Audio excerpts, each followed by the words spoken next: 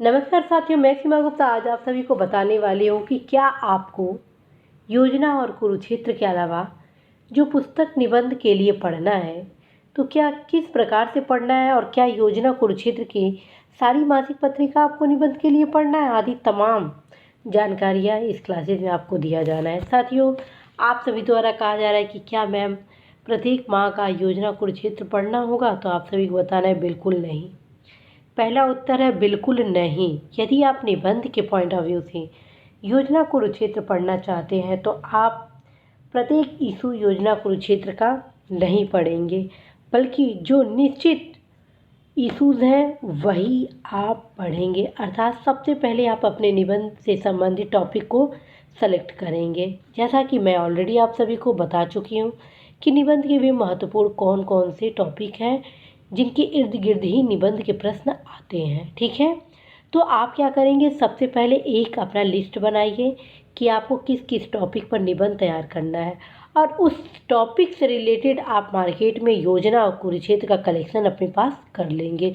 जैसा कि आप यहाँ देख रहे हैं कि मेरे द्वारा उन्नति की ओर ग्रामीण भारत के संबंध में कुरुक्षेत्र रखा गया है। ठीक है, इसी प्रकार ये पंचायती राज और सशक्त लोकतंत्र के संबंध में कुरुक्षेत्र रखा गया है। ऐसे ही साथियों, इंटरनेशनल रिलेशन से रिलेटेड मैं योजना की पत्रिका का ये इशूज़ रखी हूँ। ऐसे ही आपदा प्रबंधन के संबंध में ये पत्रिका रखी हूँ और नवभारत के संबंध में ये है, और ये जलवायु परिवर्तन के संबंध में ये, और कृषि क्षेत्र में सुधार से संबंधित ये है, और शिक्षा सफलता का मंत्र है ये है। तो साथियों, यानी कि आपको सारे योजना कुरुक्षेत्र नहीं पढ़ना है, बल्कि वही योजना कुरुक्षेत्र पढ़ना है जो कि आप सभी के निबंध से संबंधित टॉपिक प्रासंगिक है। और अब आते हैं उस किताब के बारे में जो आप सभी द्वारा बार बार पूछा जा रहा है। साथियों, आप सभी को मैं ऑलरेडी निबंध से संबंधित फ्रेमवर्क बताई हूँ कि आप निबंध कैसे लिखेंगे, चुनौतियों को कैसे लिखेंगे, समाधान कैसे लिखेंगे। उसी के क्रम में मैं आप सभी को ऑलरेडी पहले ही बता चुकी हूँ इस पुस्तक के बारे में, सामाजिक मुद्दे। साथियों, जब मैं निबंध की तैयारी करती थी तो योजना कुरुक्षेत्र समाचार पत्र के अलावा इस पुस्तक को भी मैं बहुत हद तक सहयोग में ली हूँ। ठीक है, उसका कारण ये था कि इस पुस्तक में लगभग निबंध से संबंधित महत्वपूर्ण टॉपिक को समायोजित किया गया। आप यहाँ देखेंगे कि ये देखिए, भारतीय समाज, भारत की सांस्कृतिक विरासत एवं विविधता में एकता, इसमें भी तमाम फैक्ट एंड विश्लेषण दिए गए हैं जो कि इस निबंध के लिए महत्वपूर्ण है।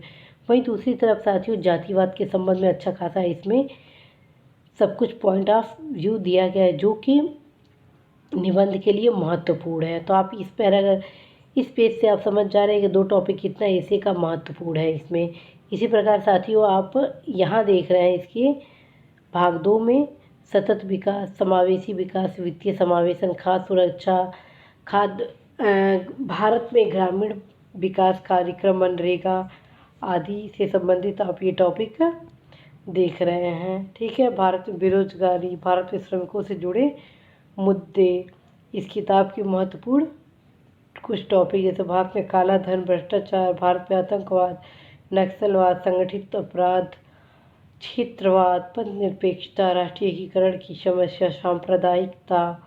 वहीं दूसरी तरफ इसके अन्य पार्ट में है साथियों दबाव समूह, संगठनात्मक, क्योंकि ये सब कुछ ऐसे टॉपिक हैं जो अक्सर निबंध में पूछ दिए जाते हैं। आप यहाँ देख रहे हैं न्यायिक सुरक्षा, भारत में न्यायिक सक्रियता, मानवाधिकार, भारत में चुनाव सुधार, ये कुछ ऐसे साथियों टॉपिक है जो आपके निबंध के लिए बेहद महत्वपूर्ण है। ऐसे ही केंद्र राज्य के अंतर्राष्ट्रीय संबंध, भूमि सुधार, मृत्यु दंड, इच्छा मृत्यु उस समय के सबसे हॉट टॉपिक हुआ करते थे। अब तो खैर इच्छा मृत्यु वगैरह इम्पॉर्टेंट नहीं है, लेकिन जब यह प्रकरण काफ़ी संजीदा था तो उस समय निबंध के लिए काफ़ी महत्वपूर्ण था। ऐसे ही साथियों, जेंडर इशू से रिलेटेड इसमें कई प्रकार के टॉपिक को कवर किया गया है, जिसमें महिलाओं की समस्या तथा महिला सशक्तिकरण, महिलाओं के विरुद्ध हिंसा, कार्यस्थल पर महिला यौन उत्पीड़न, समलैंगिकता आदि तमाम प्रकार के टॉपिक इस किताब में दिए गए हैं, जिससे आप चुनौतियाँ समाधान के बारे में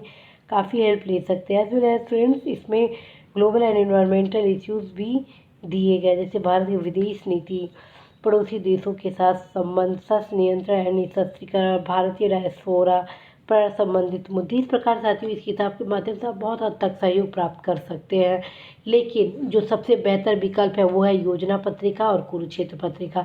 आपको सबसे बेस्ट वे मैं यही बताऊंगी, आप पहले अपना कलेक्शन बनाएं निबंध का, कि कौन किस किस टॉपिक पे आपको तैयारी करना है, ठीक है। उसके बाद अभी से आप कलेक्शन कर लीजिए योजना पत्रिका का। फिर क्या करिए कि हर एक टॉपिक से अपने लिए 2 पेज निकालिए और उस पर योजना कुरुक्षेत्र से छाट कर जो महत्वपूर्ण टॉपिक पॉइंट है उसका कलेक्शन करना आरंभ कर दीजिए, क्योंकि लास्ट टाइम में जब आप परीक्षा देंगे तो उस दौरान आप पूरा योजना कुरुक्षेत्र को पढ़ना संभव नहीं हो पाएगा। तो साथियों लास्ट टाइम के लिए आप अवश्य पॉइंट को अभी से बनाकर लिख लीजिए। पॉइंट बनाने से ये फ़ायदा होगा कि जब आप निबंध लिखने बैठेंगे तो आपके दिमाग में एक फ्रेमवर्क बना रहेगा कि आप ये भी लिखे थे, आप ये भी लिखे थे, आप ये भी किए थे, और इस प्रकार साथियों कोई पॉइंट भी नहीं छूटेगा और पॉइंट के सहयोग से आप अपने निबंध में एक अच्छा विश्लेषण भी कर सकते हैं। तो साथियों आप अवश्य ही इस प्रकार की गाइडेंस को फॉलो करें और मेरे द्वारा जो आप सभी के लिए टेस्ट सीरीज लाया जा रहा है उसका एकमात्र उद्देश्य है आप सभी की तैयारी को आगे बढ़ाना। तो आप अवश्य ही निबंध के टेस्ट सीरीज में पार्टिसिपेट हो, और निबंध में पार्टिसिपेट होने से पहले जो भी मैं निबंध से संबंधित टॉपिक लिखने को बोलूँ पहले आप उसकी तैयारी करेंगे बेहतर ढंग से, ठीक है। पहले आप उसकी तैयारी करेंगे, उसके संबंध में जितने भी पॉइंट हैं उसको पहले आप अपने पेज में बना लेंगे, ठीक है। और अगले दिन बिना देखे आप निबंध लिखने का अभ्यास करेंगे, ठीक। तो ये प्रक्रिया आपको अपनाना है। मेरा उद्देश्य है आप सभी को संबंधित टॉपिक से तैयारी करवाना, फिर अगले दिन उस टॉपिक पर एक ऐसे लिखवाना, और आप लोग लिखकर मेरे ईमेल पर nayapal@gmail.com पर अवश्य उपलब्ध कराएं, क्योंकि यह ईमेल आप सभी के टेस्ट सीरीज के लिए बनाया गया है nayapal@gmail.com। और जिस समय आपको बोला जाए निबंध देने को उसी समय के अंदर आप निबंध से संबंधित अपने उत्तर उपलब्ध कराएंगे, अन्यथा साथियों लेट करने पर आप सभी के आंसर जांच नहीं किए जाएंगे। तो साथियों मुझे पूर्ण भरोसा है कि आप अवश्य ही सफल होंगे और सही दिशा निर्देश में अपने सपनों को अवश्य ही साकार करेंगे। नमस्कार एंड बेस्ट ऑफ लक।